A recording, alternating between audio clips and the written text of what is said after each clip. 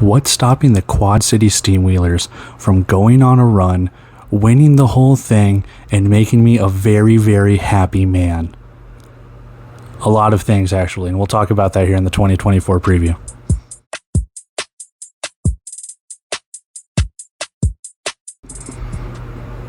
Hey guys, welcome into In the Alley. My name is Cody. Glad you're along for another episode of the 2024 team previews, where tonight we will be previewing the Quad City Steamwheelers.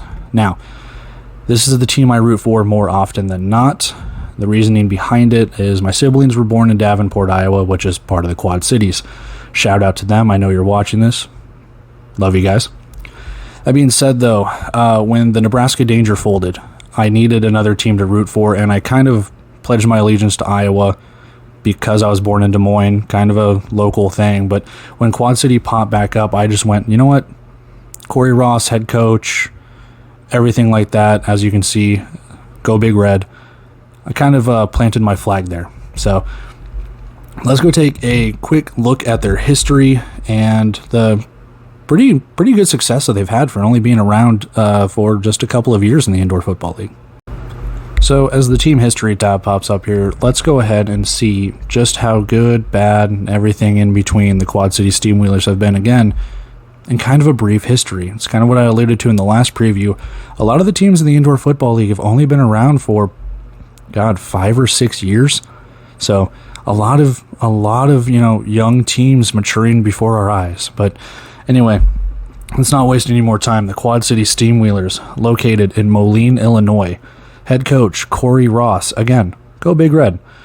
Arena, the vibrant arena at the Mark. They just changed the name not too long ago, and I love it. I know my brothers told me that that's what it used to be, at the Mark, for quite a while, but it sounds so 90s to me. 9,200 for your capacity. I don't know, man. It just sounds so damn 90s. No championships to speak of.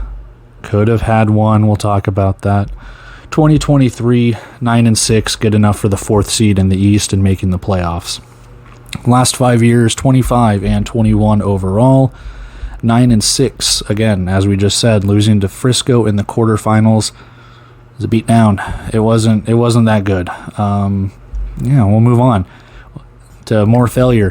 2022, 9-7, losing in the championship game to Northern Arizona. Like I just talked yesterday in Northern Arizona's preview, the score looks close. I know that Quad City scored 3 touchdowns in the 4th quarter to kind of make it a close game, but I thought Northern Arizona dominated it. 2021, they withdrew. Bay Area and San Diego withdrew from the 2021 season, so they didn't play. The rest of the teams at that time did. 2020, 1-0. Co-champs. The Coco season. Co-champs, whatever. They played one game and everything shut down. So 2019, 6-8, did not qualify for the playoffs. And then I didn't put it on here, but 2018, their very first ever year, they were in Champions Indoor Football League at the same time as Duke City, where Duke City would win their championship, one of back-to-back, and Quad City would get the jump on them to jump into the Indoor Football League here. Obviously, they would follow suit the very next year. And so just a very brief history of the Steamwheelers. They've had some success. They truly, truly have. Can they get double-digit wins? That's going to be the key factor. Can they keep making the playoffs? We'll find out when we check out their schedule here and kind of look at their wins, losses, and everything in between. All right, so let's take a look at the schedule as the tab pops up here, and there's no Western Conference foes. They're all in the East. You have a 3-game series against Sioux Falls. You have a 3-game series against Iowa. You have a 3-game series against Green Bay. You are home and home against Massachusetts, home and home against Frisco. You are at Jacksonville to end the season, and also a home and home against Tulsa in there as well. So, I'm going to say the cliche. It's going to be a tough schedule. It will be. Especially if Massachusetts, Jacksonville, and Frisco are worth the salt that I'm thinking they are worth. I don't know if you can already just pencil those down as losses. Like I said, you got to play the games. But just based on those, that looks like 5 losses right there. Best you can do is 11-5. That's why I keep saying I have 3 teams picked for the playoffs in the East. I think this group of 5 battling for that 4th seed, those games are important. That's why I'm so intrigued to watch these games. The Iowa versus Green Bay, or Quad City versus Sioux Falls, or whatever. It's because these guys play each other 2 or 3 times the season. I mean, I know it's due to, travel budgets and whatever, but it's just that's the intriguing part to me. You play them back to back to back, or you have a home and home. And I can't exclude Tulsa. Tulsa's in that group of 5 too. They look to be better this year as well. I think Quad City does take a step back this year. They've won 9 games 2 years in a row. I don't think that's their ceiling. I think they could win 10 games. They could get double digits. It's just a very thin margin for error when it comes to that. You cannot trip up on any of these. So I don't really know. I don't necessarily have Quad City in the playoffs. I kind of have them as a Northern Arizona-esque fringe. I've said it in the Green Bay preview. I've said it in the Iowa preview. I can see these teams making the playoffs. I can make a case for all 5 of these teams. I think Quad City is right there, to be honest. It's just, can they capitalize? Can they sweep Green Bay? Can they sweep Sioux Falls? Can they sweep Iowa, or at least take 2 out of 3? If they can't do that, I don't really know if playoffs are in their future. I keep forgetting Tulsa, but they only play them twice. So I say 2 out of 3, but can they sweep Tulsa as well? Otherwise, they're going to have a tough time. I truly believe that. I truly believe Quad City, like I said, could take a step back here, and it could be something where they only win 7 games. They finish 7-9, or they finish 8-8, but they're on the outside looking in because someone else finished 9-7. That someone else could be Green Bay. That someone else could be Sioux Falls or Iowa or Tulsa. I keep forgetting Tulsa, and we'll talk about them in a couple of days. But yeah, I have a really, really, really hard time penciling in Quad Cities for that 4th seed. As much as I would love to, as much as I'd say that they're going to be the national champ and I'm right and everyone's wrong, I have to be realistic with this. I have a tough time seeing them in the playoffs. They can make it. Like I've said with that group of 5, any of those have a case to make it. And that's why you play the games. Honestly, that's why you play the games. And you play the games with the players, which we're going to go talk about right now because we've got some additions and subtractions to talk about. Okay, so players returning, players lost card popping up here, and we're going to talk about, first off, Kevon Rudd. He's back for Quad City along with Gerard Harrington, but I'm going to highlight Kevon Rudd. 54 receptions, 656 receiving yards, and 15 receiving touchdowns. Only 57 rushing yards, 3 rushing touchdowns. That would kind of give away probably some jet sweeps at the goal line or some close yardage situations there for those touchdowns. But yeah, Kevon Rudd, experienced wide receiver. Glad to see that he is back for the Steamwheelers. I'm going to shout out Gerard Harrington as well. Having a wide receiver tandem is going to really help out whatever quarterback they break in. Clearly, you see down below key losses. We'll talk about that here in a second, but I want to highlight that. Gerard Harrington and Kevon Rudd are hopefully going to keep it pretty easy for the quarterback that they are going to break in. Unless Hilliard's back, unless there's a different quarterback that they have signed, rosters are fluid.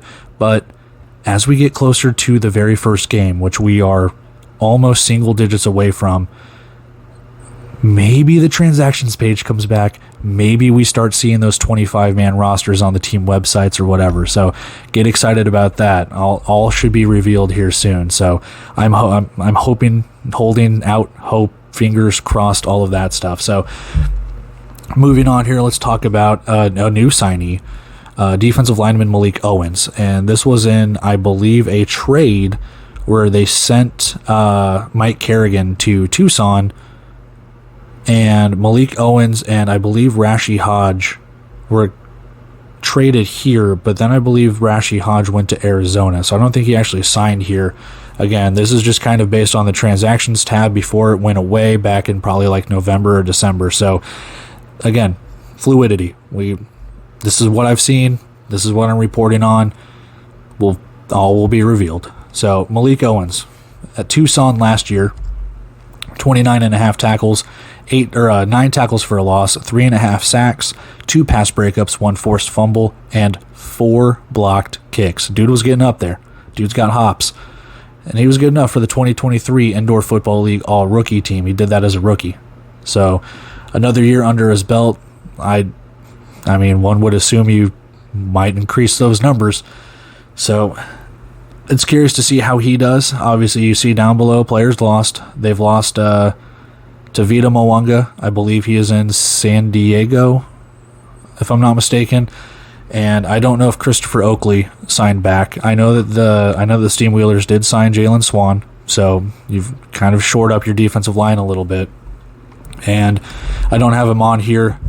Kind of the same thing with Gerard Harrington. But Nate Sheets, they both suffered injuries that kind of took him out for almost all the season. I think they played a couple of games, like about 4 or 5 each, something like that. And torn ACLs, whatever the case could be, they ended up missing most of the season. So it's nice to have those guys back. Nate Sheets has been a force. I mean, it sucks how he kind of lost his season last year. Gerard Harrington's always been good with the Rattlers. So hopefully those two guys can stay healthy. And with the guys returning here, I also forgot, I need to shout out Malik Duncan too. He's a defensive back, and we'll talk defensive backs here in a second. But Malik Duncan is back. Quad City does return quite a bit. Let's talk defensive backs here. Darian Jackson. 97 tackles, 1.5 tackles for a loss, 14 pass breakups, 8 interceptions, 1 forced fumble, 1 fumble recovery, and 1 blocked kick. He was good for first team All Indoor Football League. And let me mention too, Jalen Swan, one of the returning defensive linemen, he was second team All Indoor Football League. So you were returning quite a bit of talent on that defense side of the ball. Darian Jackson, Jalen Swan, Malik Owens, Nate Sheets, I'm blanking on, did I say Malik Duncan? I think I did. Okay, either way, you're returning quite a bit on that defense. That's really good. That's really good. So I look forward to seeing how that defense improves. The offense, on the other hand, is probably going to be a bigger question mark. So let's go take a look at the players lost. Okay, so key players lost. We're going to start off with the biggest one, E.J. Hilliard. 2,334 passing yards, 49 passing touchdowns, 678 rushing yards with 28 rushing touchdowns. He was their offense. Plain and simple. Everything ran through him. The man made plays. He's the one that took him to the playoffs. He's the one that helped him probably get to the national championship game. That's not to discredit all of the other guys, the wide receivers, the running backs, offensive linemen, whatever, but the dude was a star. Just plain and simple, man. I mean, he was good. He was my favorite player. Looking around like an all-arena Michael Vick over there running the damn ball. I'm joking, but he was good, man. I'm going to miss him. If he doesn't resign or if he resigns elsewhere, I mean, it's going to suck, but I'll miss him, man. I wish him all the best wherever he's at, unless he's on another team, then to kick rocks, buddy. But no, I'm kidding. But yeah, I'm going to miss him. They're going to break in a rookie quarterback, I believe, this year. And, God, you just hope that they are half as good as him, man. I can't say enough good things about E.J. Hilliard. It sucks that he's gone.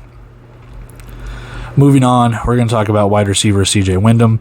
A nice little surprise last year. I remember watching the very first game and thinking, like, this guy's really tall. I wonder what's going to happen. And he was the second best receiver for them last year. 31 receptions, 419 receiving yards, 11 touchdowns with 1 return touchdown. He signed in the UFL to the San Antonio Brahmas and was released. Ironically enough, though, his teammate Joe Crowell, an offensive lineman, just re-signed with Quad City just a few days ago. So that's actually another returning player. I forgot to mention him and Edward Vander, who played a couple of games at Tulsa and was actually the running back for Nate Davis in San Diego last year. So, like I said, a lot of key returning guys on the offense as well. Just, you got to nail that quarterback. You've got to nail that player, man. You got to do what you have to do to make sure that he is the cog that gets the machine going. But back to C.J. Wyndham, yeah, it sucks. He was a huge target. I mean, when he was open, or if he was covered, then Kevon Rudd was open, or vice versa. So it's like you kind of had your pick of the litter there between those two, and You had Mike Kerrigan as well, so it's like they had kind of a three-headed receiving monster in that regard for obviously EJ Hilliard to throw the ball. Yeah, it's going to suck. I think the offense is going to struggle this year a little bit. They'll catch fire, but they'll struggle a little bit. Moving defensively, we'll talk about Samuel Hammond. I think I said that too fast. 51 tackles, 8.5 tackles for a loss, half a sack, 1 pass breakup, 1 forced fumble, and 2 blocked kicks. He was really good. He was really, really good. He's a key loss, but like I said, you traded for Malik Owens. You're putting Jalen Swan down in the defensive line. I think Swan played quite a bit last year. He was also on special teams a lot. He was making a lot of tackles on special teams as well. So if he stays that way, that Swan's going to be a beast. Malik Owens is going to be a beast. I think they can get the defensive line to be pretty well, well adjusted at least. So I could put a couple of other people here. I put Hammond. I mean, he's got some pretty really Jesus, I'm skipping over my words here. He's got some pretty good stats, some really real stats. I just saw that Kendricks Gladney. See, here I go again. I'm going to slow down talking. I just saw that Kendricks Gladney signed with the Sioux Falls Storm, so that sucks.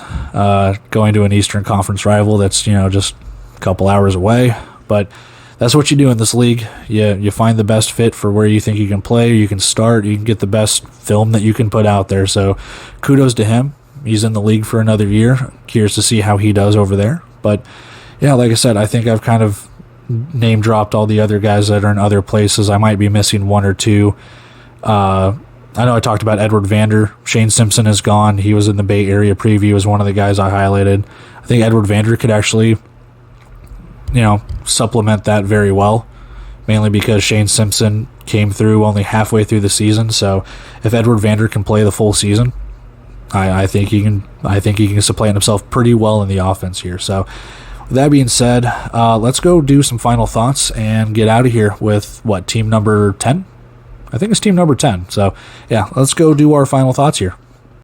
All right, so final thoughts here. Undefeated, 19-0. But enough about my dreams. Let's talk realistically here. It's going to be tough. I know I say that all the time, but hey, group of 5 here. These guys are going to beat up on each other. Quad City has no room for error when it comes to Western Conference foes. It's a blessing and a curse. Iowa, they play Arizona. Jacksonville plays Arizona. Massachusetts, Frisco, Massachusetts plays Northern Arizona. Frisco, there's like half their season is Western Conference opponents.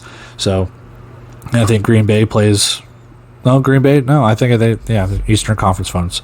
So I think Tulsa plays San Antonio as well. I'll get to their schedule here. I have not had a full in-depth look, and we'll talk San Antonio tomorrow, obviously. But you got to make the games matter, and you got to hope that those Eastern teams that play Western Conference teams lose. It's that simple. You get those losses, and then hopefully you can beat them on your schedule. And yeah, it helps out your conference win percentage, but otherwise, like I said, blessing and a curse. You have 16 games against 16 conference opponents, just the way it is. I don't know. Breaking in a new quarterback, trying to figure out those timing routes. You have a bye week early enough in the season where, again, blessing and a curse. You get that extra practice time. You have a game under your belt, but then you have no other bye weeks later on to kind of recoup if there's injuries. Players cut, players signed, players move up to the UFL, obviously injured reserve players, whatever the gambit could be. You're dealing with a whole bevy of things, and it's not just Quad City, obviously. I'm just speaking for them since it's their preview. That's where that extra bye week comes in handy there in the middle of the season. It's just a shame that that's how it worked out. They're not the only team that deals with this. I think when we talk about Tucson, they're literally playing back-to-back bye weeks, week 1 and week 2. They don't play until week 3. Some teams will already have 2 games under their belt, but yeah, we'll talk about them. It's just going to be intriguing to me. It's going to be intriguing to me to see how Quad City handles this. If they start out slow, if any of these group of 5s start out slow, I have a tough time thinking that they can recoup in time to make the playoffs. That's why I think it's paramount this game Friday, March 22nd against Sioux Falls. It's not a must win, but if you lose it, you can't lose to Green Bay. Just like Green Bay in Massachusetts is going to be so intriguing to kick off the second game of the season, because I think Green Bay might need that one. If they don't win that one, they've got to win that next one, whether it's Quad City. I know I've talked about their schedule, but you've got to win those games. It's going to be so intriguing to me when it comes down to that, between those 5: Quad City, Green Bay, Tulsa, Sioux Falls, and Iowa. I will genuinely be curious to see how they do it. Is it something where they kind of have a struggling season, and then they pull in Iowa and score 73 points against Massachusetts or something? I don't know. I can't tell you, but it's going to be intriguing. Like I said, I think they go 10 games. They win 10 games at the very max. I think at the very least, I'd put them towards the Iowa category and say about 6, maybe 7, 6 or 7, something like that. It just depends on that quarterback play and how they get that offensive line going, man. I think the offense could struggle for a little bit until they can find their rhythm. But with that, guys, I'm going to go ahead and sign off here. That's the 2024 preview of the Quad City Steamwheelers. I hope you enjoyed it. If you did, like, comment, subscribe, share it if you want. I can't say enough nice things about you guys. Liking the videos, commenting, sharing, doing whatever it takes. I saw today, I think the Iowa video has 100 views. Bay Area's over 100 views, and we're getting 100 views on quite a bit of videos now. We're getting up there at least. So you guys are taking time out of your day to watch it. Whether you're watching it and liking it, watching it, or hating it, you're still watching it, which is cool. But I prefer the first one. So I appreciate the time, guys. I do. I love every single one of you that takes the time to watch these videos. I never thought in a million years I'd have the subscribers I do, the likes on the videos, people sharing it, doing whatever. I really, really can't thank you guys enough. It's so much love and gratitude coming from over here. Like I said, I wish there's a way I could reciprocate it. I wish I could. Y'all got Venmo? I'm kidding. I'm not giving you my money. God, I'm kidding. But no, I appreciate it, guys. I appreciate every single one of you liking the videos, taking the time to watch it. It means a lot. And speaking of Venmo, really quick, my siblings that are watching this, if you can find me a Quad City Steamwheeler mini helmet so I can replace the Josh Allen Buffalo Bills one, because they're losers, I would greatly appreciate it. Thank you. But with that, I'm going to go ahead and sign off, guys. Like I said, like, comment, subscribe. I love you guys. Tomorrow, the second expansion team, San Antonio Gunslingers. Let's talk about them. Till then, see ya.